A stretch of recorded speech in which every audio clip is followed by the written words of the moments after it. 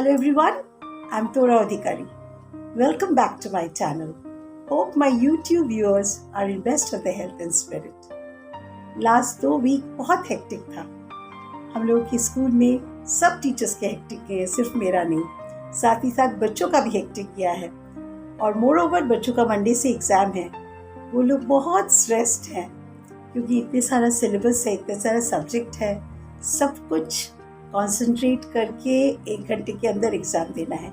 Summative exam, second summative exam है, इसलिए उन लोग को अपने आप को प्रिपेयर करना है. सभी लोग अपनी तरह से कोशिश कर रहे हैं, प्रिपेयर कर रहे हैं. तो उन लोगों ने मुझे रिक्वेस्ट किया था कि उनके बारे में या उनके स्ट्रेस, या since I talk to them also, I understand them. Many of them come and tell me their problems also. I won't take any specific name. लेकिन 2-1 बातें मैं आज इस वीडियो में आप लोगों के साथ भी शेयर करना चाहती हूँ. उसी के साथ मेरे सब बच्चों के साथ मैं कुछ बातें शेयर करना चाहती हूँ. सबसे पहले बोलती हूँ, आज साथ मम्मी पापा नहीं है, दोनों का ही डेथ हो गया. छोटे टाइम में जब मैं थी, उनकी बहुत बातें आजकल बहुत याद आती है. छोटी छोटी बातें. शायद उनके डेथ के बाद भी मैं उनको बहुत प्यार करती थी, तब भी आज भी. लेकिन ऐसे लगता है कि उनकी बातों को याद करके बहुत चीज़ मैं अभी समझ पा रही हूँ. हो सकता है सोचने का तरीका तब कुछ और था, आज कुछ और है. जैसे आप लोगों को एक छोटी सी बात कहती हूँ. जब मैं छोटी थी, हम लोगों के पास शार्पनर तो ऑलवेज था, पेंसिल को शार्प करके हम लोग लेते थे. लेकिन तब जब मैं छोटी थी, तब इतना शार्पनर इतना सारा घर में नहीं था. एक ही शार्पनर हुआ करता था और वो स्कूल के पेंसिल बॉक्स में रहा करता था. और मम्मी घर में हम लोग को शार्पनर नहीं करने देती थी. हम लोग को ब्लेड से पेंसिल काट के देती थी. और पता नहीं क्यों लगता था कि हाँ, ब्लेड से ही शायद अच्छा हो रहा है. लेकिन शार्पनर से भी काफ़ी अच्छा होता है, राइटिंग अच्छा होता है, शार्पनेस आता है पेंसिल में. लेकिन क्योंकि मम्मी देती थी, मैं उसी को ही मान लेती थी. तो ये ब्लेड आता कहाँ से था? पेंसिल शार्प करने के लिए तो ब्लेड नहीं खरीदा जाता था. एक्चुअली पापा शेव करके पापा के शेविंग बॉक्स में ब्लेड रखते थे और मैं वहाँ से लेके आकर मम्मी को देती थी. इट इज़ नॉट नेसेसरली मैं हर समय करती थी. ये मम्मी भी कभी कभी वहाँ से ब्लेड लेके पेंसिल शार्प करके फिर पापा के मतलब शेविंग बॉक्स में रख देते थे. तो पापा को मैंने सुना है बोलते हुए, मुझे अभी भी याद है कि अच्छा, कल मेरा ब्लेड किसने पकड़ा था? कोई कुछ आंसर नहीं कर रहे, क्योंकि ऐसे तो कुछ सोचा नहीं. वो तो मम्मी ने सिर्फ शार्प करने के लिए पकड़ा था. ये ऐसा क्या बात है? पापा ने कहा, पता नहीं तुम लोग मेरा ब्लेड लेके क्या करते हो. कल मैंने नया ब्लेड खरीद के रखा, आज ही उसका शार्पनेस चला गया. एक्चुअली मम्मी लेके पेंसिल काटती थी और उसमें क्या होता था, ब्लेड का शार्पनेस चला जाता था. ये बात को आजकल बहुत याद आता है कि कोई भी काम हम लोग करते हैं. आज हम लोग मल्टीटास्क कर रहे हैं ना, बहुत सारे काम एक साथ करते हैं. लेकिन अगर कोई भी काम को हम एकाग्रता से करें, 100% कंसंट्रेशन के कंप्लीट करें, फिर दूसरे काम को हाथ दें, तो काफ़ी अच्छा हो सकता है. जैसे पापा जब ब्लेड से दाढ़ी बनाते थे, शेव करते थे रादर वर्ड्स, वो होने के बाद अगर पापा 1 हफ्ता या आई डोंट नो, मुझे याद भी नहीं, 2-4 दिन करने के बाद जब वो ब्लेड को बोलते थे कि दूसरे काम में लगा दो, हम लोग को उचित था तब उस ब्लेड को लेना. क्योंकि कोई भी एक चीज़ एक समय एक ही बार मन लगा के करना चाहिए. जो भी कुछ कर रहे हो, गिव 100% टू इट. एक साथ 2-3 चीज़ नहीं, एक साथ. आज हमारे बच्चे, हम बहुत स्ट्रेस्ड होते हैं क्योंकि हम लोगों के पास बहुत इंफॉर्मेशन उपलब्ध है. आज इंटरनेट का युग है, हमारे फिंगर टिप्स पे इंफॉर्मेशन घूमते हैं. मैंने अपने आप देखा है, even I have seen my child also during Covid. वो अपने आप इंटरनेट से देखती थी कोविड होने से क्या क्या होता है, क्या क्या मेंटल डिस्टर्बेंस होता है, क्या क्या फिजिकल डिस्टर्बेंस होता है. And she used to see whether she has got और नॉट. ये चीज़ की तो ज़रूरत नहीं थी. मैंने उसको बोला था ये करने के बाद, वो सब मत देखो, जो हो रहा है 2-4 दिन का बात है, हम लोग ओवरकम कर लेंगे कोविड को, but don't go through that. लेकिन बच्चे हैं, हर बात तो हम ला नहीं कर सकते. कंप्यूटर सामने है, मोबाइल सामने है, नेट की दुनिया, इतनी बड़ी दुनिया खुला हुआ है. इतना इंफॉर्मेशन बच्चों को मिल रहा है कि कि बच्चे अपने आप को संभाल नहीं पा रहे। हम लोग जब छोटे थे इतना इन्फॉर्मेशन था ही नहीं, स्पेलिंग मीनिंग नहीं आता तो डिक्शनरी लेके बैठते थे। आजकल तो डिक्शनरी किसी बंदे ने देखा ही नहीं है शायद आजकल, बस मोबाइल ले लेते हैं, गूगल में जाके सर्च करते हैं, मीनिंग मिल जाता है। लेकिन उस समय हम लोग एक मीनिंग देखने जब बैठते थे डिक्शनरी में 10 मीनिंग सामने आती थी, 10 सेंटेंस, कभी कभी कुछ डिक्शनरीज में मीनिंग्स के साथ साथ सेंटेंसेस भी लिखा रहता था। एंड दैट इज हाउ हम लोग उसको पढ़ के we used to use those sentences also, है ना। तो मैं चाहूंगी कि बच्चों जब तुम लोग पढ़ाई कर रहे हो, तुम लोग 100% कॉन्सेंट्रेशन दो जो कर रहे हो, जो सब्जेक्ट कर रहे हो, जो लेसन कर रहे हो, जो टॉपिक कर रहे हो। इतने सब चीज को मत खोलो, सब किवाड़ खोल दे रहे हो और तुम नहीं जानते कौन से किवाड़ से वायरस बैक्टीरिया आ जा रहा है। सो कॉन्सेंट्रेट करो, एक विंडो खोलो, एक किवाड़ खोलो, उसके सामने पढ़ो और आगे बढ़ जाओ। कोई प्रॉब्लम नहीं होगा, कोई टेंशन नहीं होगा ही नहीं, क्योंकि इतना सब इंफॉर्मेशन की हम लोग को जरूरत नहीं है। हम लोग फोकस रहे, टू द पॉइंट पढ़े, everything will be clear and very clear. इतना सोचने की जरूरत नहीं है। बेसिकली क्या होता है, हम लोग क्योंकि इतना चीज जान लेते हैं, including we as well as children, कि हम लोग टेंस्ड हो जाते हैं। क्या होगा, टेंशन होगा, कैसे बोलेंगे, अगर हम लोग कोई पब्लिक स्पीक में जाते कैसे बोलेंगे, ये गलत हो जाएगा। इतनी सब की जरूरत नहीं है।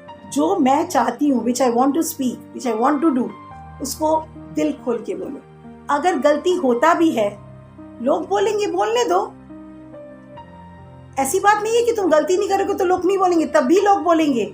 इसलिए लोग बोलने, ये बात को छोड़ दो। ये सब लेकर टेंशन होने का, एंजाइटी क्रिएट करने की कोई जरूरत नहीं। अवेयरनेस लेके जो भी काम कर रहे हो, when we are doing some work, we must be aware of what we are doing. If we give 100% concentration, we will be okay. उसके लिए सबसे पहले जो चाहिए, हमारे ब्रेन को ठंडा करना, हमारे माथा को ठंडा करना। मैं बार बार ज़्यादातर वीडियोस में बोलती हूँ, मेडिटेशन इज मस्ट। मेडिटेशन हर बच्चा करो, हर बच्चे करो, अपने पेरेंट्स लेके बैठो। पापा अगर ऑफिस में, मम्मी को लेके बैठो। Your mother needs your love, what do I say? Mother will be happy that you are calling her. माँ को लेके बैठो, बैठ के बोलो, मम्मा तुम भी 10 मिनट रेस्ट लो, मैं भी लेती हूँ। दोनों चुपचाप बैठते, चुपचाप शांत। तुम अगर if you want, you can say, तुम कोई भगवान का, मम्मी अगर जो भगवान को मानते हो उन्हीं को सोचो, या ये सब बोलने की भी जरूरत नहीं। Just keep rest to your brain. Brain ठंडा होगा तो एंग्जाइटी आएगा कहाँ से?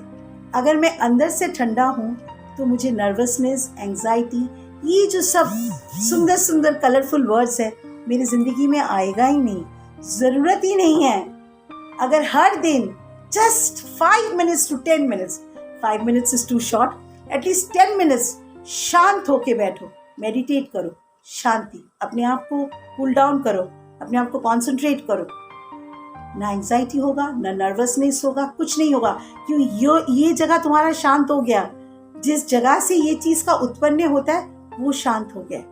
और एक चीज, पढ़ाई करने वाले, for the exams I am telling, last moment पढ़ने से कभी किसी का कुछ नहीं होता है। जब पढ़ाई करोगे 2-3 स्टेप आगे की बात सोचना होगा। You won't have time in the last moment.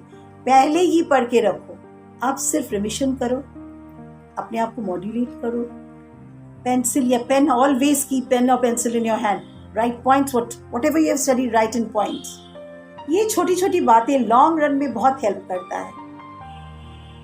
शांत रखो, मन में शांति दो और पॉजिटिव सोचो। और एक बात, पॉजिटिव एफर्मेशन अपने आप लाओ, that I will complete the syllabus, I will do well. Affirmation का मतलब ये होता है, जो नहीं है उसको अपने थॉट प्रोसेस में लाओ, जो है उसको नहीं। जो तुम्हारे अंदर तुम्हें लगता है नेगेटिव है, उसको पॉजिटिव करो। मन ही मन करो, मन ही मन, हाथ जोड़ने की भी जरूरत है, जस्ट मन ही मन करो। I will finish my syllabus, nothing to worry, I will do everything very nicely, my answers will be very nice, बस finish, start studying। और इसके बारे में सोचो ही मत, ये नेगेटिव फीलिंग ही मत लाओ कि तुम्हारा सिलेबस खत्म नहीं होगा, तुम्हारा आंसर्स उस फ्रेंड से कम खराब होगा, स्टैंडर्ड उतना अच्छा नहीं होगा, शायद शॉर्ट क्वेश्चन नहीं मिलेगा। नहीं नहीं नहीं, once you have created the thought, you are going to do good result, बस अब अपने काम में लग जाओ, काम में लगो, काम में लग के आगे बढ़ो। ऑलवेज अपने मन को शांत, फर्स्ट थिंग मन को शांत रखो, मेडिटेशन करो, एफर्मेशन करो। इसके लिए 24 घंटे में 10 से 15 मिनट लगता है। You can, each one of you can effort to give 15 minutes from your 24 hours. It's not so costly, ठीक है। और ऐसे सोचो ही नहीं कि मेरा एंजाइटी लेवल इतना है कि मुझे दवाई खाना पड़ेगा, मुझे डॉक्टर के पास जाना पड़ेगा। नहीं, अपने आप को कूल करो।